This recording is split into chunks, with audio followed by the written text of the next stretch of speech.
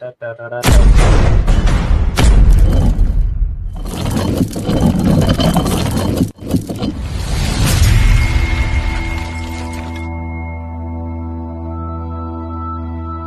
Exotics presents Not Another Reptile podcast.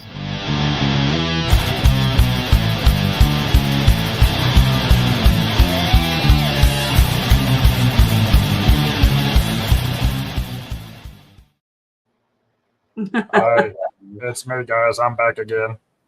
What's up, guys? First time. Survived another week. Somehow we did.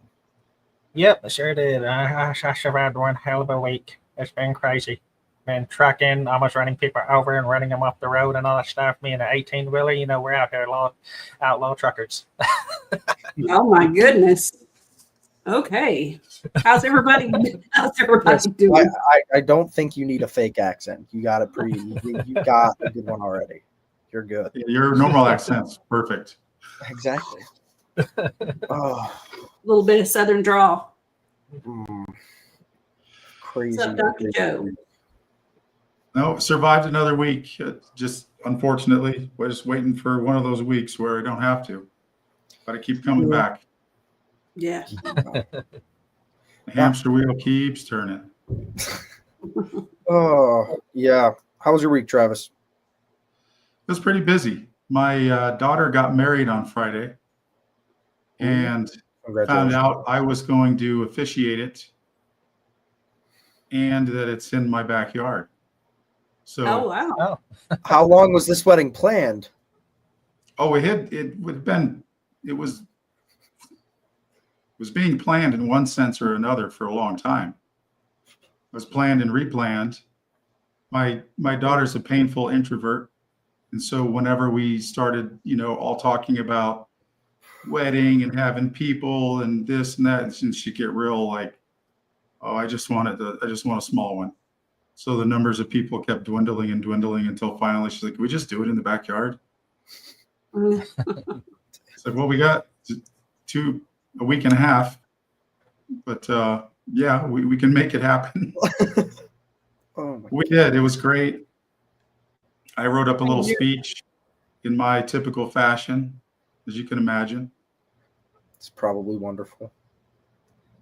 That's great. God. I had to poke fun at everybody. So that was the big thing this week. Nice. Snake-wise, everybody's eating. I ultrasounded.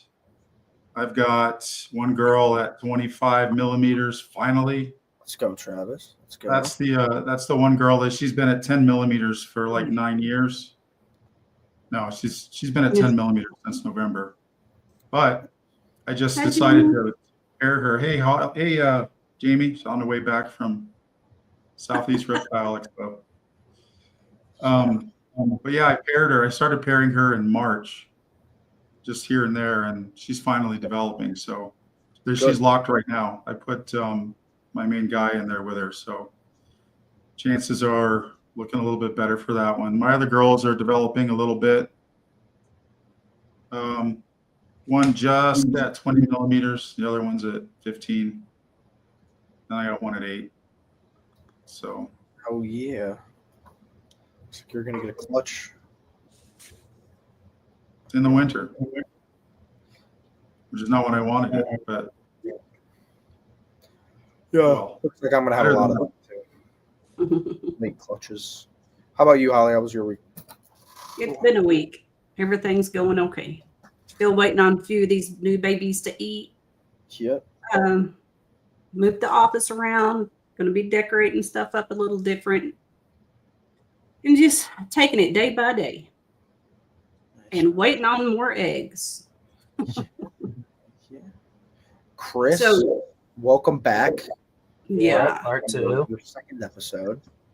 How you been, man? Since what was it? Months ago. It was a while ago. It's been months. It's been a lot of ups, one down, and it kept, doing different things. I was on Dylan, the Animals at Home podcast here about a few months ago. That was a real good spotlight for me. Got a pretty quite a few people following me over on Instagram and TikTok and all that from that episode. Then the collection has been growing steadily since part one. I have taken in a hypo Brooks king snake, probably 20 other different ball pythons, a few leopard geckos. Those have all went out to adoptions. My skill of building enclosures have gotten even better. Networking with people and getting more wild features for my enclosures. I've been doing that. And right now, the new additions to the collection is a 14-foot male Burmese python, a 2-month-old het caramel Burmese python. Now, Two is this some of the Wells. stuff you've sent pictures to me, and I can start showing it? Yeah, that there's the one of the boas I just got in yesterday for my buddy that works up in North Dakota, and his wife couldn't take care of him, so she brought that one to me, and that's a male. Don't ask me what morph it is, but they told me that came from Midnight Constrictors. Okay. Nice. And that right there is Frank, Big which I'm deal. turning his name from Frank to Ozzy. That's my 14-foot male Burns, Damn. and he is a puppy dog. That's the female het caramel Burms. That's going to be named Sharon. I need that one. That's Joanna, the Savannah Monitor that was surrendered to me. And she thinks she's like a cat or a dog or something. She's just spoiled rotten. That there's a wild-caught Texas rat snake. I don't know what kind of morph it is, but it's starting to get these red blotches all over it, and it's very light colored for a Texas rat. Mm-hmm. That was found today. That's a little gray tree frog. He's doing yard work around, and I found him. I was like, "Ooh, tree frog!" Now, okay, there we go. Those are the babies that hatched this past Tuesday. And the male came from Holly. If I remember the genes right, it's Desert Ghost, Spot Nose, Orange Dream, and Clown, I believe. And the female, I don't know. But on their second shed, I'll send their sheds off to be tested to find out what they are, and then they're going to be up for sale once they're established. Right. So you were on the news, right? Yeah, I wasn't on the news, but people were talking about me on the news with this Earth Day show that we had here in our local town. And the folks at the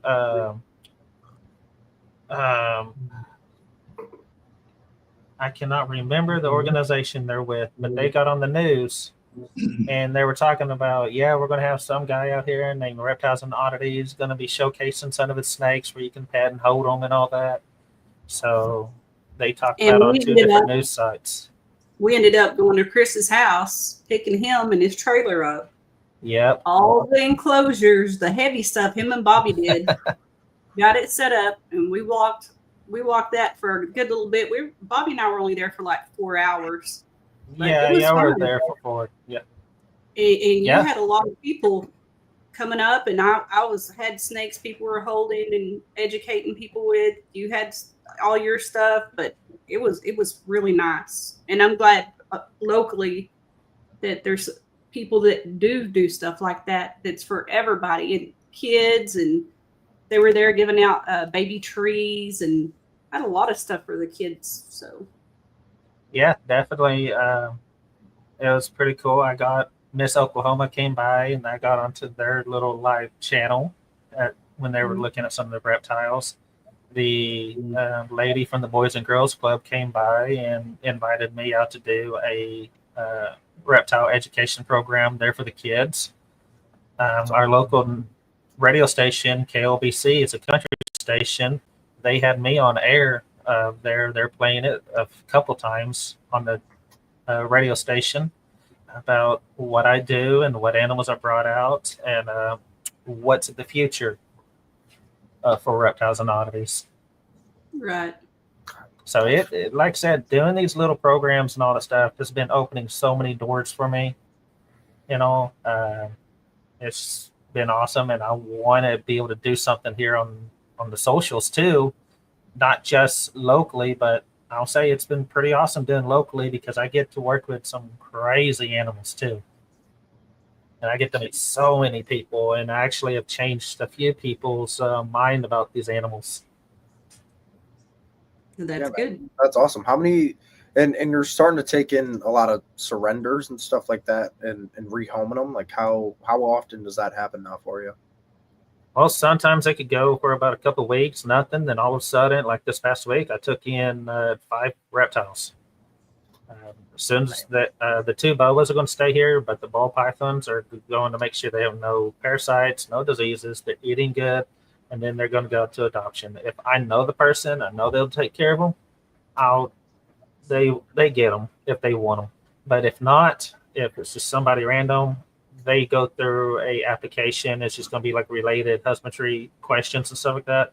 If they answer them all correctly and they pass, they can get the animal. If they don't, I'll tell them if you really want the animal, do your research. I don't want this animal to go back into or go into a abusive ownership. Yeah, Right. we're back to another rescue in a year. Exactly. Yep. Well, Chris works hard, and I know he shared them in the Reptile Lounge, his pictures of all the stuff he builds, but I want to show off a couple of these that I'm really impressed with, and I'm like, maybe one day he'll build me something, you know. This one, That is a massive. 4 foot by 8 foot by 6 foot walk-in enclosure for the 14-foot berms. That is nowhere near finished. He's just in there, so he's out of the little crate that he came in. The windows is a Pelagian insulated windows I found off Marketplace. It had 1 shattered glass. I got them at a stealing deal. I got 6 window sets, all for $125. I jumped on that as quick as I can. Boom, got them in. I made that door over there, and there's about a 1/4 inch thick tempered glass on that door, and the doorknob, you can lock it. Well, I think it's neat because you're like recycling, reusing. Yes, you have to buy stuff, but that's so neat because not everybody can go out and buy a $10,000 enclosure, right? And I looked up that enclosure close to Mhm. that size. That would have been $7,000 yeah, if I ordered it. absolutely. Wow. I spent Now, no more than what's your- $500 so far. What's your build process? You're using plywood and I'm using Southern Pine, 1/4 inch thick, 4x8 sheets of plywood, and I am coating them the inside with a masonry dry lock that I tint, and then after gluing them together, drilling the pilot hose for the screws, putting it all together. It's just a box. There's no fancy ways of doing it. You just, like I said, coat the inside dry lock, outside's flat black paint. It's latex paint, and there you go. You just make sure you build it good enough. That right there is a new color scheme I'm going with. I like I that color scheme. Yeah, I got Honored Reptiles down in Dallas. He's making me the glass tracks that go on there and the little handles that you use to open the doors.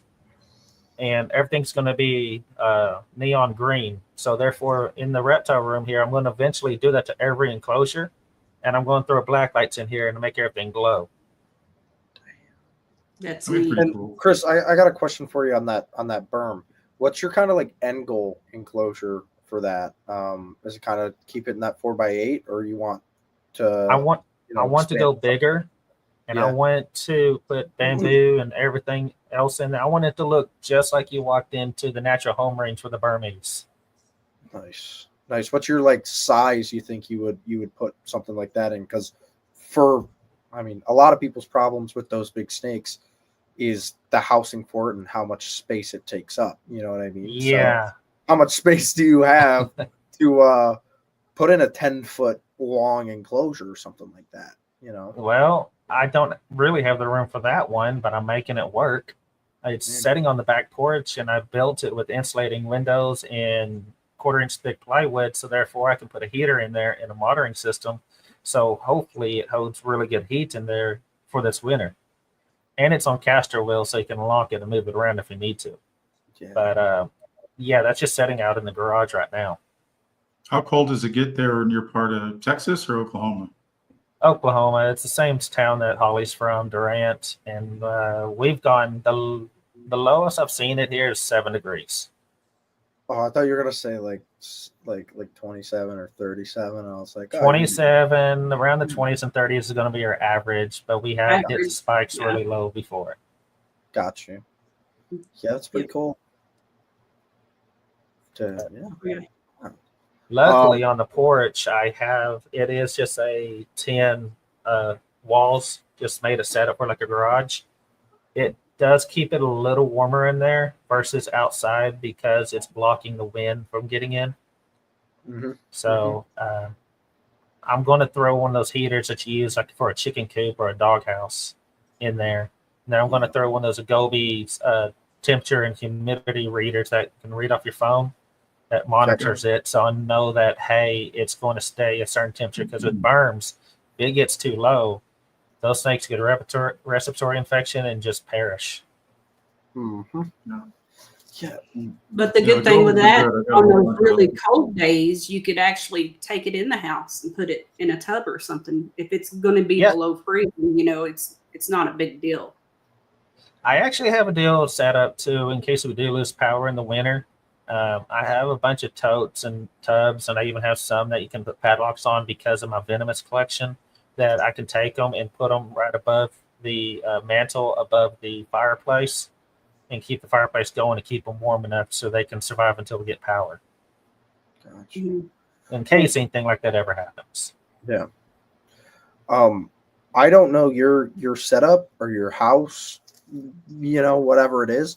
Is there going to be a time where your property gonna get maybe a building out back to put all your stuff in? Like, is that like your building out back to put stuff in, or do you ever imagine like doing almost like a storefront kind of thing where people can come in and see all these, like crazy cool animals? Like, is that your goal, or is it kind of to just keep it in your own? When we do move from this property, right now we're renting. My landlord doesn't know what all I have, nor will he ever know. I want to try to go find 10 acres to live on with move my family out there and all. And on that 10 acres, I want to build something equivalent to Reptilandia down by San Antonio, and just have all these custom built enclosures in there, and have a montane species room for montane rattlesnakes and other reptiles, have an exotic tropical room, have a desert room, and then I want to have a humongous, about 400 square foot enclosure that's kind of a cohab situation with a Siloaces female reticulated python and maybe some little Draco lizards and some tree frogs or something like that, where she will not look at as a food source, but can live in there with her, because since the room's going to be so huge, and that's going to be like you stepped right into the forests and all that of Indonesia, where the retics are found. And in that room, I want to have since it's going to be so big, I want to have a waterfall. That's at least, because I want the building to be at least 10 to 15 foot tall. So let's say if it is 15 foot tall, let's have a 13-foot waterfall that's going to aid in humidity, but also have a pool big enough for if the snake wants to soak in there. But that's going to be half of the building. The other half, like I said, is going to have all these different rooms with these enclosures all built in. Just be color scheme to like different colors depending on which room you're in, to be maybe what kind of environment you're going into. And yes, I want to open it to the public, but it won't be like just you come when you can. It's going to be where you have to book your visit, kind of like how Chandler's Wildlife does his. Gotcha. It's pretty awesome. That's pretty cool. Living the dream. Yeah, these cages are getting built because I want to have that. And if we find property with the building already, cool. If not, I'm getting out there and I'm just going to do it. What does your food budget look like? Do you raise your own rodents? Do you buy? Yep. I'm raising 2 racks of Norwegian rats that I got from Holly. Right now, almost every bin has about 20 and 30 babies in there. Then outside for the big retic, I raise meat rabbits. Okay. That's awesome. Nice. He already has his new. Yeah, I do. I counted before just a couple weeks ago. I had about 31 reptiles. Now I'm probably closer to 40. And I don't even know what I Yo, that Loki scared me. I didn't. Did you? Did that I happen? thought Chris was done talking. No, I did it on purpose. Oh boy! All right. Well, we're a little light on trivia this week because of the fact that I had some other more important things to do, so I couldn't spare 5 minutes to grok something. But do you guys know what reptile has the largest economic impact in the world? Globally, Burmese. that's right. Burmese, maybe. No, the berm's only southern tip of Florida. Cane toad, that's the whole state of Australia Wait, and Florida. Did you say Uh, economic? Economic Yeah, not impact. environmental. Your Economic. Mediterranean gecko is not invasive. It's just not native. So that's not doing no damage to the environment. Wait. Radiator sliders. All pythons. Chris, I'm going to radiator sliders. I like your idea. I feel like it's some kind of turtle. Well, you can go to So- anywhere except for Antarctica and find a radiator I feel slider. like it's some kind of turtle. No. So economic impact is, in the context of this, is buying, selling, trading, providing livelihoods for humans. Ball python. So I think you could definitely argue ball pythons for that one. Yeah. Yeah. But what I pulled up was the American alligator. Leather and food trade is Yeah. 150 million a year. Now, Yeah, I globally, can see that. I don't think that is that big. And if I remember correctly, when I did a search on the ball python market, I felt like it was bigger than that. Yeah, that's I can understand that though, because of all the exotic purses and alligator and all. Yeah, that makes a lot of sense. yeah. Shoes. Yeah, and Bill. alligator's pretty tasty. Ugh, I never had it. I will admit it is. Farmed alligator is Like- tasty. Wild caught alligator does taste like swamp water. Yeah. I don't know. I was thinking some kind of turtle because I know it's like huge in Asia. Turtle soup. Soft shell. Yeah, just like big farm turtles. You know, like I don't know. But no, alligators does make sense because they're very expensive to keep What's up, John? and do anything with. So I don't know. I mean, I guess so. I've never been to an alligator farm, but when I was in Thailand, they They're had fun. some crocodile farms, dude, and they were like literally in the city, Oh wow. and it was kind of crazy. And in the rainy season, it was common for them to flood, and yeah, crocodiles get out. no. But I Yeah. guess they didn't care that much because they already had crocodiles everywhere. So I guess. No, they eat a lot of stuff. So Yeah, we do have a crocodile. Crocodile Creek Farms is about 41 minutes from here, just 15 minutes from Sherman, Texas, in a town called I've never Gunter. been. I've never Yeah, been. he's been currently building the place. It's not like the ones down in Louisiana, but if you want to go to an actual gator farm, I'm going to butcher this name, but Nashatoshas or whatever is the town's name, but it's LA Gator Farms, about 5 hours from Durant. Mm. nice. There's a picture of me Not 8 really years good, old but now holding you an know. alligator. If you go to CajunGrocer.com, you can buy alligator. Yes. Yep, it's pretty good. Bobby, But, buy me alligator. You got I'm any trying more to get the law questions, passed to Travis? keep an alligator. What's that? She was didn't asking if catch you had any what more you questions. said. Oh, I'm light on trivia, but I knew Jamie was going to be out, so I did have a couple Let's little go. jokes. Let's go.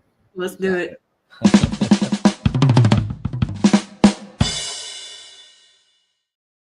Except for All right. it's Travis's tasteless jokes.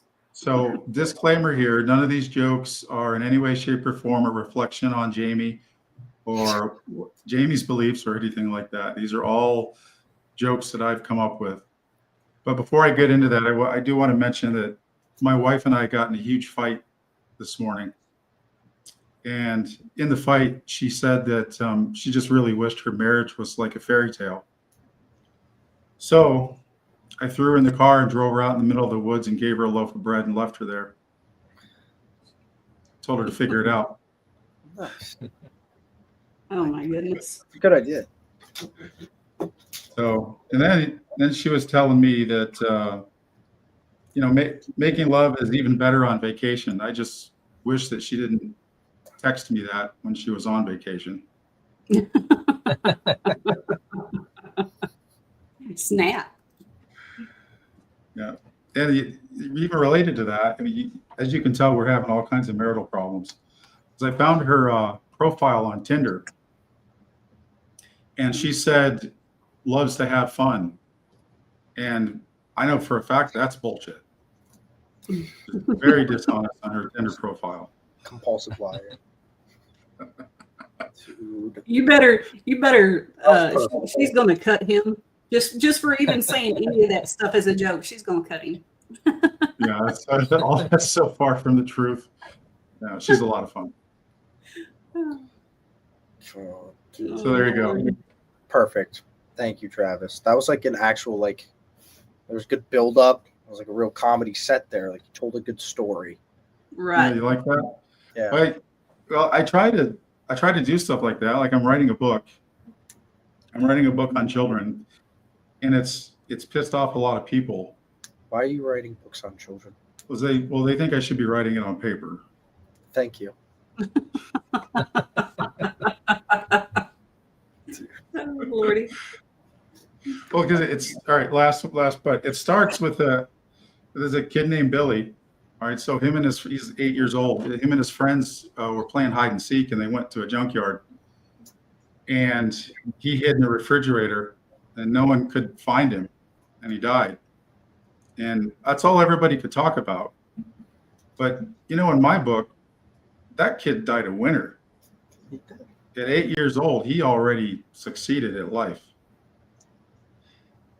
My God. Yep. Okay. How many of us die a winner? Those are Not- dark Anthony Jeselnik jokes, by the way. That was a dark one. It's Tyler's Just the Tip. Oh, yeah. Oh, yeah. Okay, I feel like more and more this section just becomes stupid shit that I do that I kind of don't want you guys to do. So this is one of those. This past week, my biggest thing, make sure your egg boxes and your incubators are closed. Okay? Just make sure they're latched. It's a pain in the ass to take apart your incubator, especially when there's 10 clutches in there. So that's my tip. Make sure you leave your incubator bins latched when the snakes are out. Oh my. Yeah, no, that wasn't fun, but Great tip. yeah, no problem. It feels like common sense, but But you know what? double check it. Double You check always it. have to double check. Yeah. I had to put screws through the rack system we use for quarantine because my kids wants to open it and put toys in there, and that's lets the snakes escape. Oh no. Dude, We found my little berms out today on top of the rack. I'm like, oof. God. Yeah, dude. I was so pissed. I was just getting ready to leave. It's like checking on babies. I turned around. I looked in the incubator like, oh, when's my next clutch? Like, ready to cut. And I saw a fucking baby just sitting on the bottom of the incubator. I was like, oh, no. So I looked in the egg box, and there was one snake out of like 9 left in there. I was like, no. And they were all behind the false wall on the sea serpent's incubator. So I'd take all the clutches out, unscrew the wall and one of the sides. You could take it out, and they were all like really pissed off. So I like, got bit 150 times and got them all together. Dude, that's a good one, Dr. Joe. I like that one. Yeah, we don't even have to go into detail on that one. We know exactly where that one's going. No. Yeah. But you know, there's got to be somebody out there that's happened to. There has to be. That would really suck. All right, guys, we're going to play our sponsor video real quick, and we'll be right back if I can find it. If you need to accelerate your breeding plans, use Charlie at Grey Rider Reptiles for fast and reliable shed testing services. His testing services offer both speed and accuracy, ensuring that you receive dependable results in a timely manner. As a valued customer, he is happy to offer you a 15% discount on your purchase. Visit www.shedtesting.com and use code texoma15 during checkout to take advantage of the offer. Limit of 2 users per customer.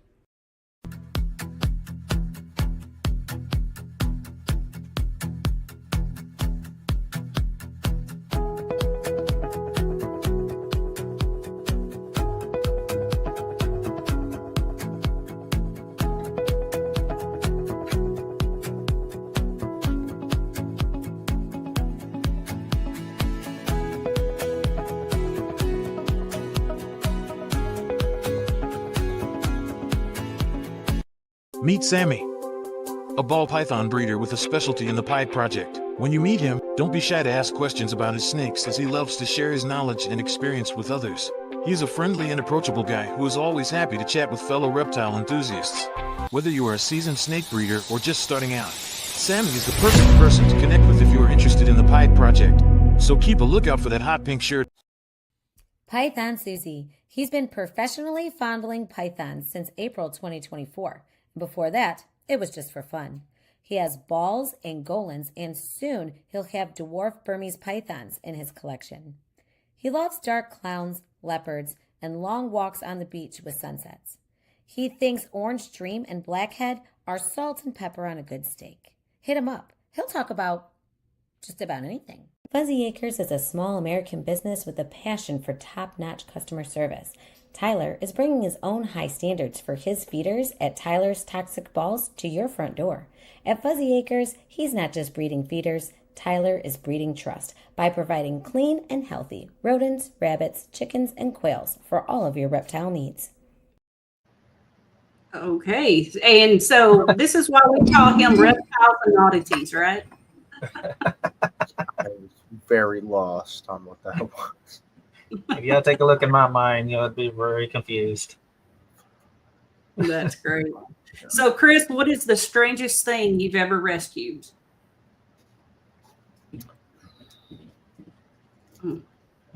Holly on a bad day. I don't even know the either a bat or a little possum. Those aren't strange. Yeah, my sister's actually rehabilitated quite a few of those. She loves them. Wait. I have, oh my God, possums. Are they hard to keep? Not If really. they're little babies, like if you get them, it takes a lot. You have to feed them like every 2 hours. Yeah, that. You know. But as you get them up, they're not hard. They're becoming a thing. Like there is a pet industry that is growing around them. There are people on social media that raise possums as pets. There's a piebald. They've got one that's piebald. They've got an albino one, and they're carrying them around in little pouches. And they just hang out. They're feeding them grapes, and they're sitting there watching TV with them. And Yeah, there are only marsupial. They're Yeah. related to kangaroos and stuff over in Australia. The first off, they're kind of scary, especially when they're big. 'cause I they're got just, 2 of them that hang around the garage, and I call them Frank and Susie. and I have this. It's a wildlife rehabber I sell rodents to, and I dropped off some stuff at her place like a couple weeks ago, and she had this like giant, the biggest possum I've ever seen in my life, and I was like, oh, that thing looks like pretty cool. It's like, yeah, I just had to release like 22 last week. It's like, how do you take care of 22 possums? That's a lot of cat food. Ridiculous. I was like, I couldn't. No, when they're that big, like they can mess you up. Yeah. Like I said, I've had calls for all kinds of stuff, and that guy yesterday calling me for wanting skunks and stuff, and I'm like, no, I'm sorry, I don't. I'll fresh out of skunks. Dude. Well, if you get them to be scented, they're basically just like having a cat. Yeah, we had one. Yeah, we've had all kinds of stuff as kids. I thought they still like smell like weird when they're descented. Like not bad, but like they have this like really like specific smell. No, it kind of like a ferret. Yeah. Yeah, well, ferrets smell. No worse than a cat. I mess with rats all day. You know, ferrets stink. I wanted a pet fox for the longest time until I learned that if you do have a fox, no one would want to be around you because the foxes urinate on everything. Hmm. When I read that, I was like, I'm good. Oh, Right. dude, that's actually a good. What's like Just the like one? a toddler. What's one of your like I guess the dream species to rescue or to to just have? Oh, a crocodile, Okay. Species? What species? a morlet. Oh, okay. I want a morlet crocodile so freaking bad, dude. If anybody out there has 2 morlets, I want them from different clutches. So I want a male and a female. Anybody has some crocodilians that are around newborns, they're morlets, please. I want 2 of them so freaking bad. Why morlets? You can't get any closer to a dinosaur Well, they're so cool. because they grow 10 feet at the most, and they're closer to related to alligators than a salty is. And you can actually work with them to be more not trying to rip your face off. Really. And again, the size on them is why I want them. They look like a crocodile. They have the body of a crocodile, but they don't get massive like a salty or a Nile or anything like that. The males get about 10, maybe 11 foot, while the females get 6 to 8 feet. So they're really easy to manage as long as you have a decent pond on your property. Mm-hmm. I wouldn't say nothing like a dwarf crocodile that gets, or a smooth fronted caiman, or anything like a dwarf caiman that gets maybe 3 or 4 feet. But again, here's where I get the property to dig a pond and house them outside.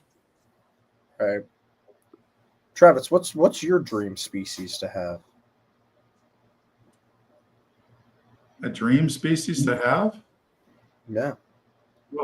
Well. And you can't say anything you already have. I think I will get dwarf retics because I've always wanted a retic, and that's been my favorite snake since I was a little kid. And I'm actually kind of confused as to why I don't already have them. Are they legal where you're at? Everything's legal where I'm at.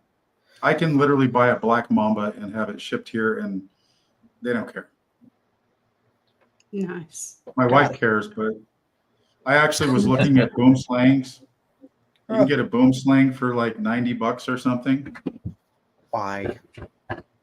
Exactly. They're pretty. But nah, that's that. I know myself well enough that I would be like, their bite's not that bad. You see that little one? Oh, toss him up full screen real quick. It's hard to see. It's a purple palm pit viper. Okay. That's one of the newer ones that I am babysitting for the time. Your baby, like you're keeping it for someone else, like, or Yeah. you're just like rehoming it. Oh, I'm keeping it for a little while for somebody else. Don't drop that enclosure. No, I'm not. I've got a resting right here. It's just the line for the headset got a little short. I mean, I could do a venomous snake that wouldn't kill me. Like, what is the sissiest venomous snake out there besides a hognose? Oh, I was gonna say garter snake. Okay, that's sissier than a hognose. They don't even have fangs. They just have like toxic saliva. What is a isn't there a viper Probably that's a mangrove, right? Like a mangrove snake. Because they're rear. I mean, they're rear fang. Rear fang. But they're like pretty. Yeah, a lot of your colubrids are going to be a lot of your colubrids, like the mangrove snake, the boomschlung, hog noses, water cobras. They're all going to be rear fanged venomous, which they don't have legit fangs. It's just saliva that runs down grooves on their back teeth, and they got to chew into you to get the venom in you. Yeah. Now, mangroves are so sick. I love them, but I want to would work love with a Gavin mangroves. viper if they weren't if they didn't melt my arm off if they bit me. Yeah. I feel like if I had a venomous snake, I would need it in like a giant enclosure that I would never have to like go into or clean. Just make it bioactive and just like, fuck yeah, there's a snake in there somewhere, but you'll never find it. Yeah. I'm comfortable working with venomous snakes. It's just you won't catch me free handling them or nothing like that. I'm using hooks and tongs, just like you saw. The cage is small enough. I pulled it down to show you. I'm not going to pull him out just to be showy, like with the venomous snake, unless I know the animal.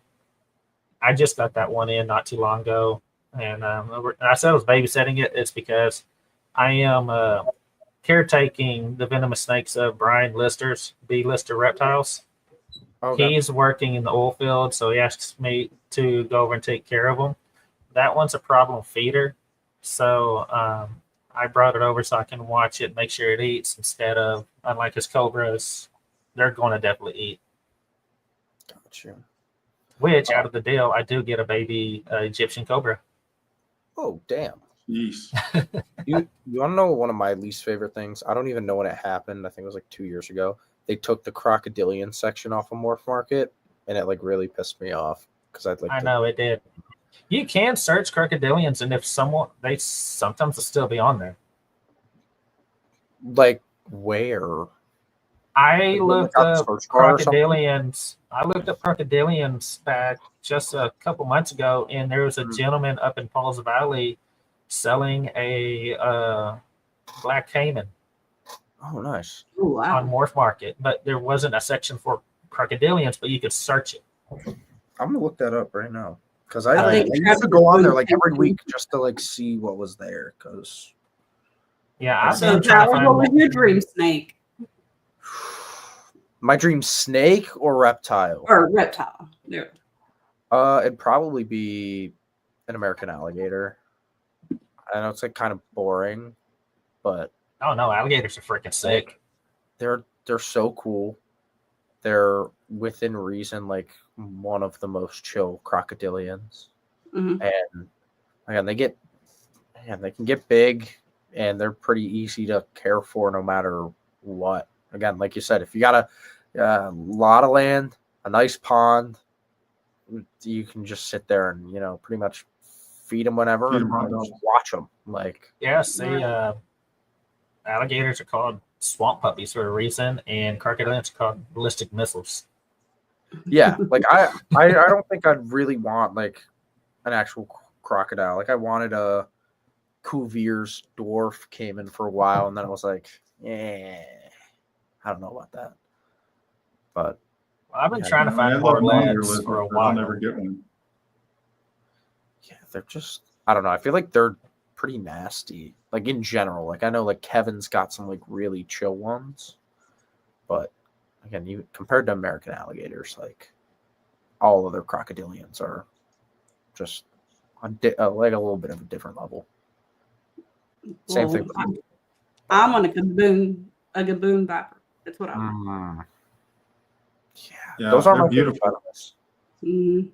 They are beautiful, but I would have to have like no dogs, small, in the house, and I've got horses here, so Yeah. I don't know. The I have only other curious children, venomous so no venomous for me. Oh, that's true. The only other venomous snake that I really like, and it's a toss up between gaboons and bushmasters. I love. There's them. no comparison to a bushmaster. I love. You're them. talking about the longest venomous snake that has like pebbles for skin. Dude, That's the biggest viper in the world, right? Or is the Yep. gaboon viper the biggest viper? No, the biggest viper is the bushmaster, being 12 to 13 feet. I don't even know. I was probably like 8 years old or something like that, and I watched this crazy documentary about him. And since then, they're what made me want to like become like a venom milker and like all that shit, because I just thought they were the coolest snake. I still think they are. If they weren't venomous, I'd have 100 of them. They're so sick. They are. One of the newer species of venomous snakes that I've learned about the past couple of years is the spider-tail viper over in Iran. Mm-hmm. That has that modified ligament on its tail that resembles a spider for the birds to come in. Yep. And it was just recently found back in 2005. It was just incredible. God, I think it's called a Mangshen viper. Yeah, the Mangshen pit viper of the Chinese mountains. Yes. That doesn't even look like a real snake. You're talking about some of the best camouflage out there. Yeah, I think I saw that for the first time on like Gator Boys or something like that. They had like one of the guys liked snakes, and he had, or no, it wasn't. It was like Swamp Brothers or something like stupid. I learned about them on a post on Facebook when I was living down in Houston, and then the next day we went to the Conroe's Reptile Expo, and someone had one in a display set up. Okay. And I was glued to that thing for, 30, 40, easily an hour, just staring at it. The things are just so beautiful in person. Yeah. Swamp Brothers. I used to watch that show. It's really weird, but that's where I saw my first one. It's like 2011.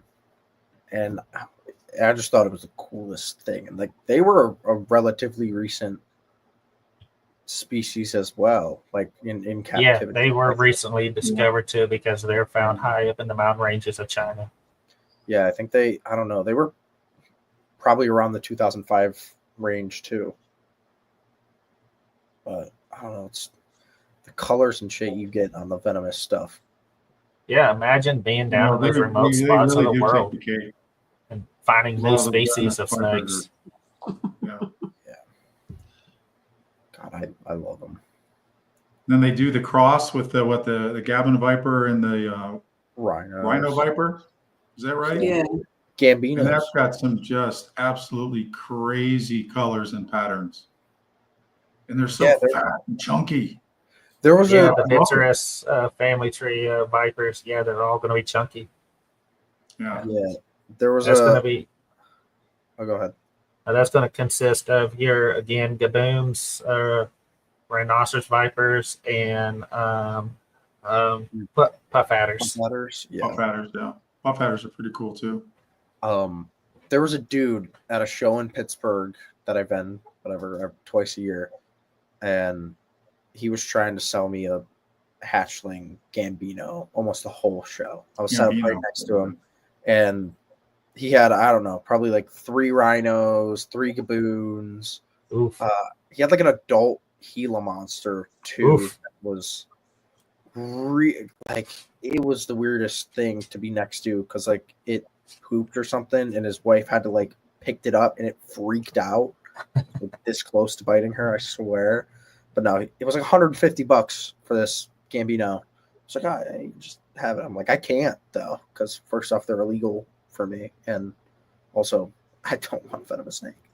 Here in Oklahoma, the only thing that's illegal to own is tigers because of Joe Exotic's dumbass. And then anything that is CITES that's in danger that's protected under CITES paperwork laws. Gotcha. If anything else, we're legal to own. You can I keep want it- native. As long as you have your license, you can keep native venomous snakes. Okay. Without that, yeah, if you can find it at a pet store or expo, you can buy it. Gotcha. But yeah, with I have Western Diamondbacks, a canebrake timber rattlesnake, and a Western Massasauga. Holly has a Western Massasauga also. That's from the same litter that mine's from. We have to have a paperwork showing that we just not go outside and pick that animal up off the ground. It actually came from Right there somebody. too. The paperwork is hanging right beside it. Yep. Chris, you probably know what is the? I think Tyler Nolan's got it. I think it's a cross between a canebrake and some other. Batwing. Yeah, that. Yeah, it's an Eastern crossed with a timber. That is my favorite rattlesnake. There is rumors. They take swimming and they freehand all the time, and it's super chill. Yeah. Yeah. There are rumors of people finding timbers and Westerns cross in my county. Really? Yeah. I've been on the search. That's the only place I go road cruising because I want to find one so freaking bad. If that is true, someone showed a picture. They took it with a Polaroid. They said it looked, and it literally had the kind of a mixed pattern of a diamond that also faded into timber pattern. It was really weird looking. It's crazy. Yeah, that's like Crazy. the copperhead and the water moccasin cross. I think those are pretty cool looking. Yeah, Joey at Call Me Lamp has one that he's been showcasing a lot. Hybrids are just cool. What was that, Tyler? I said hybrids are just cool. Hybrids are cool to me as long as they can happen in nature. Oh yeah. I saw one that was like I like the what is it, carpet and green trees. They're like it's an interesting cross. Is it Carpondro? Carpondro, yeah. I think those are beautiful. I love the green tree pythons, but from what I understand, they're difficult to keep, very temperamental. Yeah. I think They aren't that difficult to keep. It's when you're breeding them, that's when it changes. I forget who I was talking to, literally like I think it was at Schaumburg, that said the exact same thing. They were like, they're not hard to keep. They're just, when it comes to the breeding part, that's What's up, Patrick? A pain. Yeah, they do got teeth that looks like fangs. But it's because the rats they eat, they have to have the big teeth to get into their rat, because these rats, these jungle rats, their fur and skin will just slide off like glove and the animal keep going. I was always told it was for birds, because that's what I was. Yeah, their main source of food is birds. So like they're gonna. Gotcha. That's one thing I was told, but again, I don't think we really know the definite answer of what these things are actually eating out in the nature. I mean, it's probably a lot of shit. But. Yeah, probably just a wide variety of things. Whatever comes across their path. Oh yeah.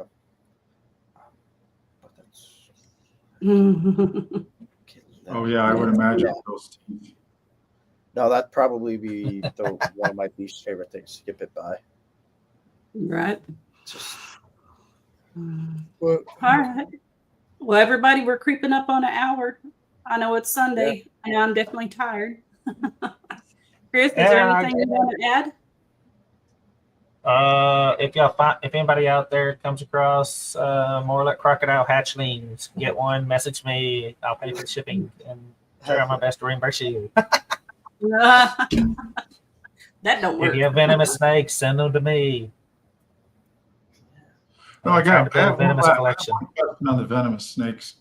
How come we don't have any option to buy them on Morph Market or any other larger, more popular commerce site? See, I've always wondered the same thing. Venomous snakes have to be transported on DHL's airline freight service. And if they were allowed on Morph Market really wouldn't be. I don't know the full stance of why they don't, but I'd figure Morph Market would not have a cannot be held responsible if anything went south. It'd be between the breeder and the seller. So why wouldn't they be able to have venomous on there? Is it a liability issue? I really don't know. Yeah, I don't know. I think that it's the same question for like the crocodilians, right? I'm guessing it's a mix between possible like legal things between multiple states, but then again, that goes on to the buyer and the seller, not right. Morph Market. And like liability. in North Carolina, they can sell them there all day, but they have to sell them to the people that live in the state. They can't sell over the state line. Right. So yeah, I can't buy a Barms in Texas. Right. So I think it's a site, Underground Reptiles. I mean, just the name makes you go, maybe I shouldn't buy from here. But I bought a lot from Underground Reptiles. Yeah, but they got venomous and stuff on there. Nice. Yeah, I'm calling them at least once a week to find out what new if they got any new venomous in. Nice. All right. Well, Chris, thank you for coming on. Well, yeah. Appreciate it. And everybody go follow him on Instagram, Reptiles and Oddities. Please, I'm trying to make this into a reality, not just a dream. There you go. All right. Have a good night, guys.